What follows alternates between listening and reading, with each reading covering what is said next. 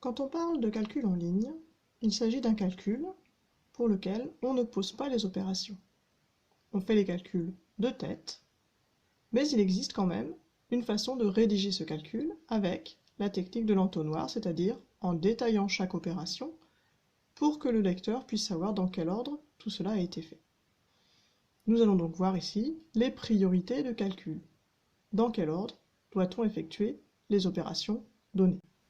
S'il n'y a que des additions dans votre calcul, alors vous pouvez faire les opérations dans l'ordre que vous voulez. Tout va bien. En revanche, s'il y a une ou plusieurs soustractions, attention, on fait le calcul de gauche à droite. Si votre calcul ne comprend que des multiplications, alors vous pouvez faire le calcul dans l'ordre que vous voulez. En revanche, s'il se glisse une ou plusieurs divisions dans votre calcul, il faudra faire attention à bien faire le calcul de gauche à droite. Et si toutes les opérations sont mélangées, si je n'ai pas que des additions et des soustractions, ou bien que des multiplications et des divisions, dans ce cas, il a été décidé que l'on fait d'abord les multiplications et les divisions, et ensuite on termine avec les additions et les soustractions. Dans tous les cas, la seule chose qui puisse changer l'ordre des opérations, c'est un couple de parenthèses qui est là pour dire qu'on commence forcément par le calcul ou les calculs qui se trouvent à l'intérieur. Résumons. En premier, on commence par ce qui se trouve dans les parenthèses.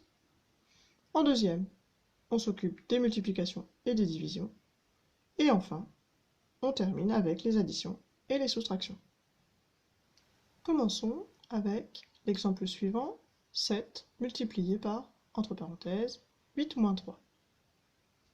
Ici, puisque nous avons des parenthèses, c'est pareil qu'il faut commencer. Je commence donc par calculer 8 moins 3. Ça nous donne 5. Et je réécris dans le même ordre ce que je n'ai pas encore utilisé, le 7 et la multiplication. Il ne me reste plus qu'à faire 7 multiplié par 5, et ça nous donne 35. Deuxième exemple, 4 plus 9 multiplié par 3 moins 2. Ici, il n'y a pas de parenthèse dans notre suite de calcul, donc on regarde bien les opérations. Et l'on voit qu'on a ici une multiplication qui est prioritaire, elle doit passer avant l'addition et la soustraction. Il faut donc que je commence par calculer ce produit. 9 fois 3, ça donne 27. Et je réécris en dessous ce que je n'ai pas encore utilisé pour pouvoir l'utiliser à l'étape d'après. Maintenant, je me retrouve avec des additions et soustractions. Il faut donc faire le calcul de gauche à droite. Je vais donc commencer par 4 plus 27, ce qui nous donne 31. Je réécris ce que je n'ai pas encore utilisé.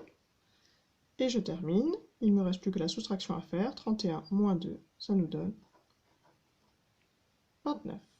Le résultat de notre suite d'opérations est donc 29.